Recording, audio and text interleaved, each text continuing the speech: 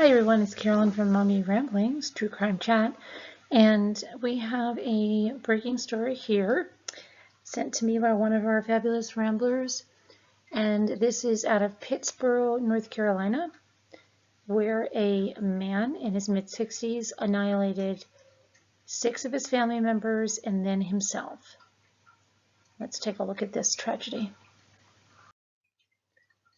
So on Sunday, a 66-year-old man fatally shot 6 relatives in a small North Carolina community, and this shooting happened late Sunday afternoon in the Montcure area, Chatham County. The county sheriff's office said in a statement, evidence indicates that Larry Don Ray shot and killed the 6 others before turning the gun on himself. Lieutenant Sarah Pack, an agency spokeswoman, said in a statement that Ray was found dead among the others. Authorities are still investigating a possible motive. The sheriff's office described the area as a quiet, close-knit community where violence is out of the norm. Montcure is a community about 30 miles southwest of Raleigh. The victims were identified as Jeannie Ray, 67, Helen Mason, 93, Ellis Mansfield, 73, Lisa Mansfield, 54, John Paul Sanderford, 41, and Nicole Sanderford, 39. To lose any family member is devastating, but to lose several at once to unexpected violence is unimaginable, Sheriff Mike Robertson said in a statement. There are no words to describe the sense of loss we feel as a community in the wake of this terrible event. Investigators say the shooting happened at more than one home, and 7 people, including the suspected shooter, died.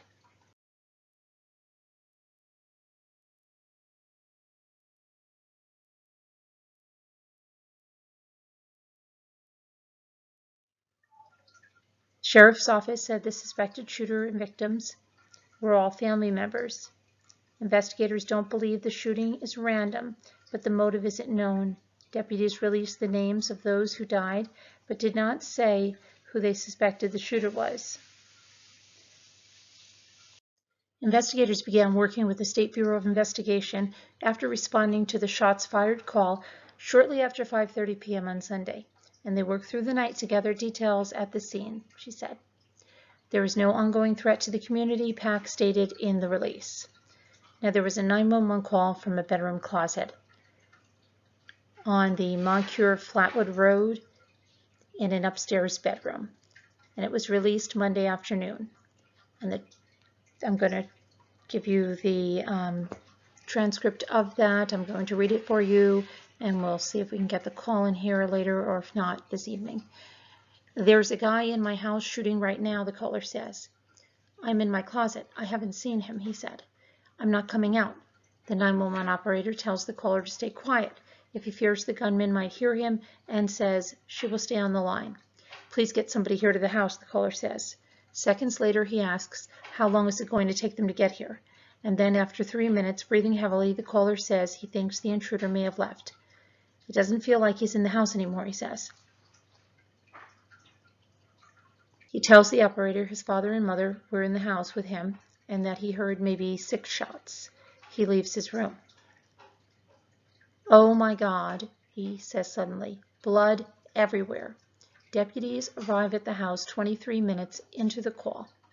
The operator tells the caller to stay in his bedroom, where he has returned until the officers knock on his bedroom door.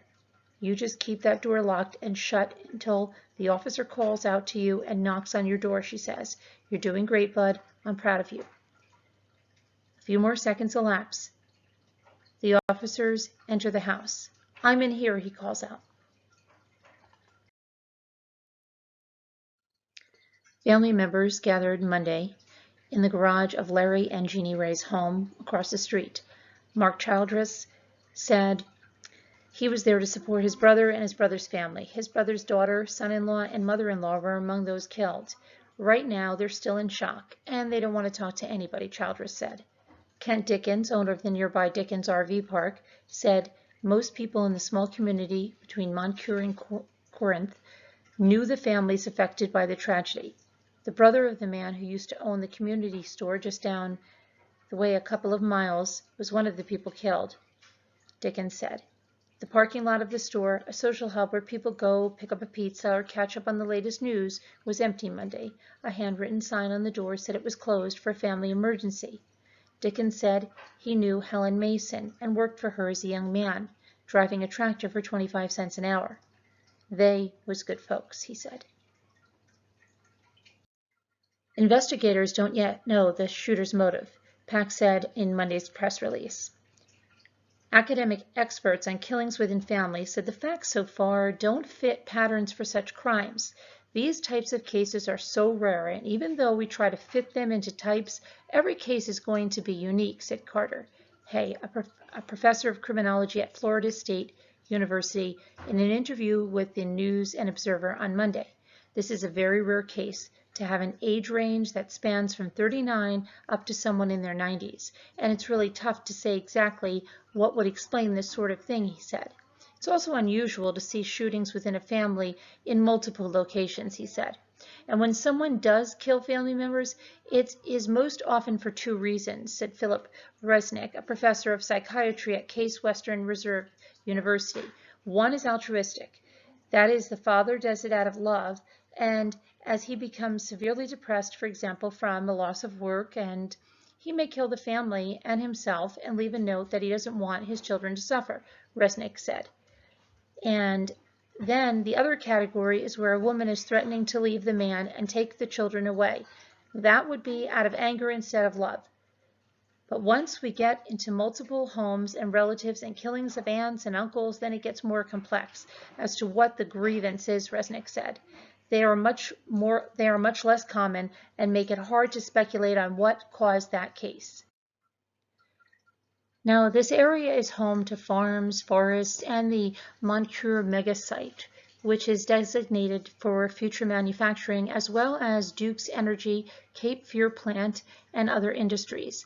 The modest brick and wood homes, where most of the killings took place, share a driveway and sit within a few hundred yards of each other across the street from the Ray's house.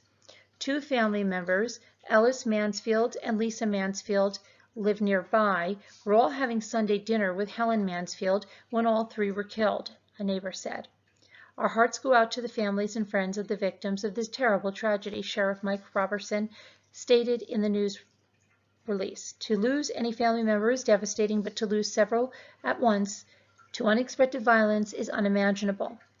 Donations can be made at any Wells Fargo bank nationwide to Flatwood Boys Stay Strong, a care fund to help provide for the two surviving teenage sons who lost their parents in the shooting. The Sheriff's Office is also encouraging community members to seek emotional support, including from the North Carolina Victims Assistance Network, Triangle Survivors of Suicide, or the Sheriff's Office Victim Services Unit. Robertson says he wants people to know that they are not alone. In Chatham County, when one of us hurts, we all hurt, and we all pull together, he stated. We can't undo what has happened, but we can surround this family and each other with love and support as we decide where to go from here. Really a tragic case. It's unfolding. We'll bring you more as it does, and our hearts go out to the surviving family members, especially those two teenage boys left without parents now. And these tragedies are just coming at us way, way too often. And I really, as I've stated, worry about with the state of the world today, and it is going to get worse before it gets better. People, being out of work, worrying about things, stress adding up, kids out of school. What is that going to do to our society, and are we going to see an influx in these types of crimes? I'm just really, really racking my head about that, and it's not good what my mind is thinking.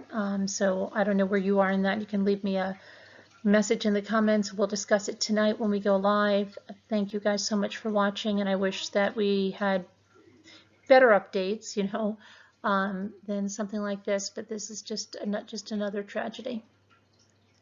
Again, our hearts and prayers go out to the family.